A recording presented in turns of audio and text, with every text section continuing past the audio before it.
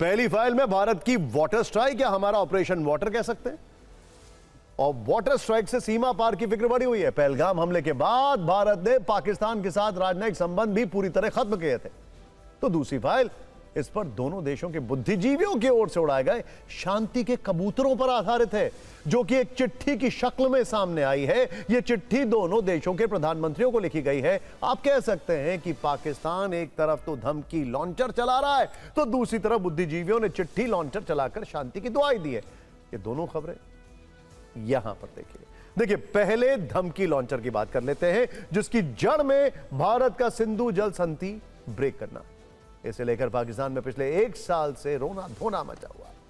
पानी वाली यह तड़प ऐसी है कि पाकिस्तान हर अंतर्राष्ट्रीय मंच पर जाकर घड़ियाली आंसू बहा रहा है।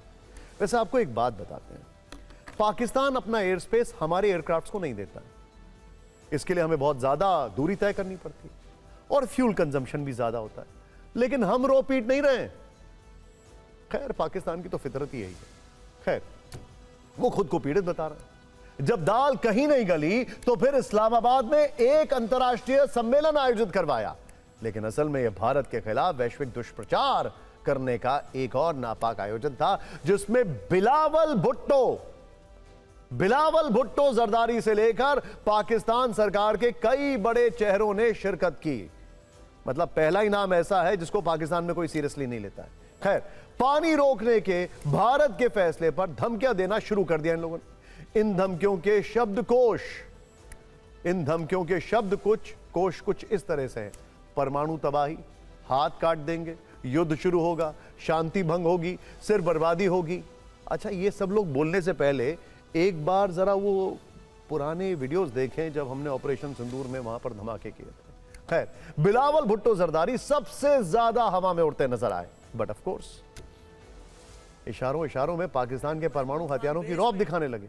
ये भी भूल गए कि जब ऑपरेशन सिंदूर हुआ था तब भारत की ब्रह्मोस मिसाइल के हमलों से सबसे अधिक खौफजदा वही थे। पाकिस्तान में डर के मारे सबसे पहले कोई बड़ा परिवार विदेश भागा था तो वो बिलावल का परिवार था। बिलावल को ऐसी बहकी बातें करने से पहले 1 साल पुराना इतिहास याद करना चाहिए। खैर, धमकियां देने वाली इस लिस्ट में और भी नाम शामिल हैं।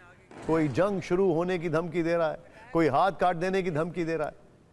और ये वो पाकिस्तान है जो 1965 की जंग से लेकर 1971 और करगिल वॉर में मिली करारी हार से अब तक नहीं उबर पाया है। पाकिस्तान ये शिकस्त इसलिए भूल गया क्योंकि इन जंगों में पाकिस्तान को परास्त करने के बाद भी भारत ने पाकिस्तान के हिस्से का पानी नहीं रोका था।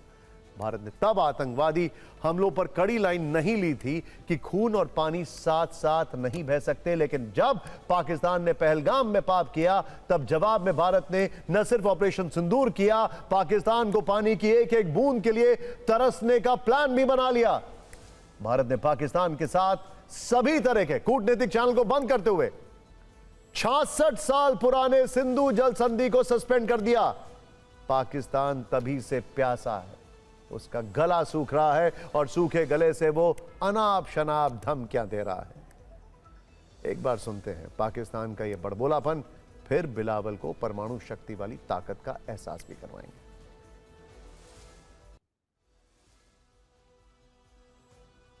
अब कुछ फैक्ट्स की बात करते हैं। पाकिस्तान में त्राहिमाम असल में इसलिए है क्योंकि वहां की लगभग 80% कृषि भूमि और अर्थव्यवस्था सिंधु नदी प्रणाली के पानी पर निर्भर है। 19 सितंबर 1960 को कराची में इसके समझौते पर दोनों देशों ने हस्ताक्षर किए थे। इसके तहत सिंधु नदी प्रणाली की 6 नदियों को बांटा गया था। रावी, ब्यास और सतलज का पानी भारत को, जबकि सिंधु, झेलम और चिनाब का पानी पाकिस्तान को आवंटित किया गया था। लेकिन अब भारत की नई पॉलिसी में यह बीती बात है। नई बात यह है कि पाकिस्तान इसलिए भी परेशान है क्योंकि भारत बांध और नहरों का निर्माण कर रहा है। ये देखिए, हाइड्रोलॉजिकल डेटा शेयर नहीं कर रहा है।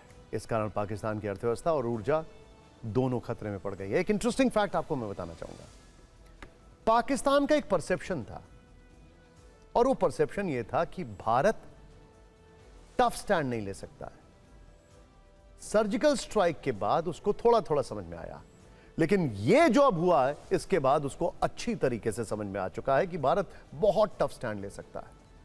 पाकिस्तान के सिंध और बलूचिस्तान से प्रांतों में गंभीर जल संकट की स्थिति है। करीब 1/3 आबादी इस वाटर क्राइसिस से बुरी तरह प्रभावित है।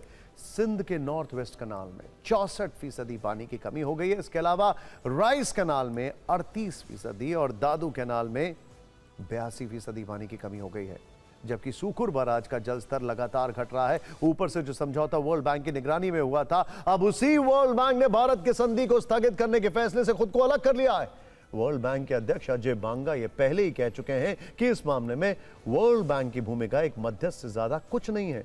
वो भारत पर किसी तरह का दबाव बनाने के लिए बाध्य नहीं है और यूएन सिक्योरिटी काउंसिल में भी नापाक नाटक काम नहीं कर रहा है।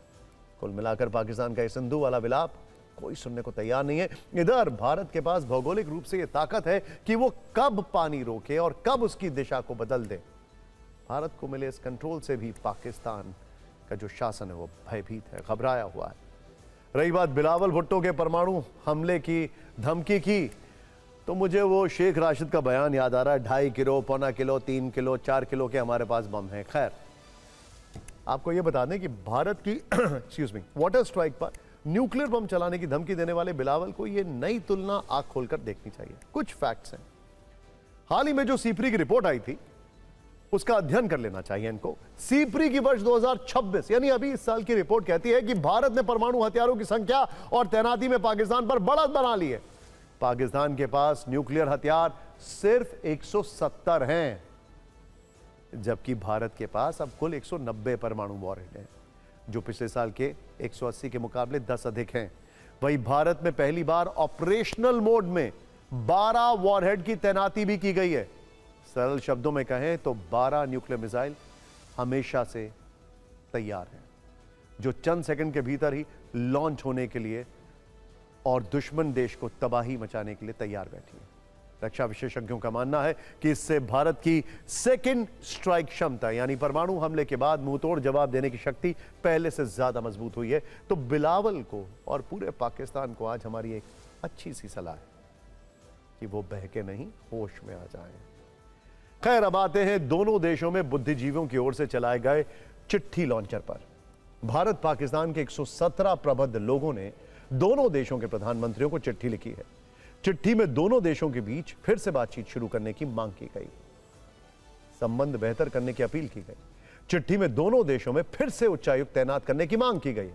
भारत की ओर से चिट्ठी लिखने वालों में महबूबा मुफ्ती, फारूक अब्दुल्ला, आरजेडी नेता मनोज झा, मणिशंकर अय्यर, बंगाल से हुमायूं कबीर और पूर्व रॉ चीफ एएस दौलत जैसे 61 लोग शामिल हैं।